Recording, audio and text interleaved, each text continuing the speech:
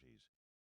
This last question is important because absent filibuster-proof majorities, only the policies for which there is a rough bipartisan consensus will last. In the Senate, for example, if you have a 51 to 49 majority, you can ram something through on a party line vote. But when the other party comes into power, your policy reform is undone. Ultimately, politics is not about one party beating the other, but about listening to the American people enough to know what policy changes will command bipartisan support over the long run. It is this listening that has led me to write this book. I have listened to the American people all my life, from my days on the road as a basketball player, through my years in the Senate to my campaign for the presidency. And even now, among other ways, in preparing my weekly Sirius satellite radio show, American Voices. Those long years of listening have led to the proposals in this book. I call this book The New American Story because I believe we've been told a story about America that simply isn't true. But we've been told it so often that it seems true. It's a story of no possibility, of too few resources and no political will, of fear and lack of compassion, of individual consumerist values at home and America-only policies abroad. But Americans are better than the current story says we are, and Americans have begun to question this story.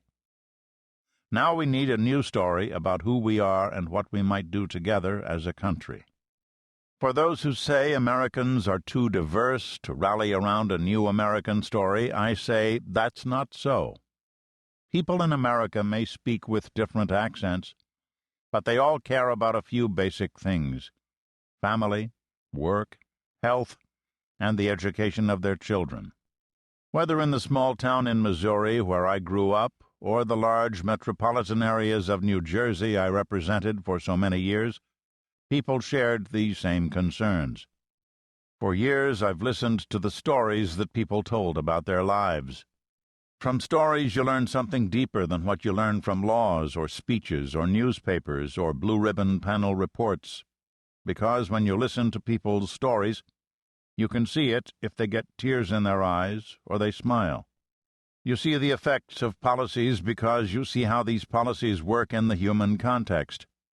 If the job of a politician is to serve humanity, then politicians have to pay attention to human beings, with all of their aspirations and shortcomings. Every time I talk to people who have no health insurance, or to families without the means to find a good education for their children, or to pensioners who have lost their pensions, or to the many others whose lives would be so much better if we made a few basic changes in policy, I think that somewhere along the way we must have lost our capacity to imagine something better for our country. But things can change. The 2006 midterm elections are striking evidence of that. I grew up near the Mississippi River. Often I would go down and sit by the Mississippi and think of all the rivulets that flowed into the little streams that then flowed into the bigger streams that flowed into the Missouri and the Ohio, and then of how those bigger rivers would flow into the mighty Mississippi. And I would imagine those who came to the Mississippi for the first time, the trappers and the traders and the founders of little communities and the immigrants who came to work in the small-town factories along its banks. I would watch the current, how it never stopped. The river never stopped. It just kept going. And that's America's destiny, to keep going, pursuing the dream of our founders.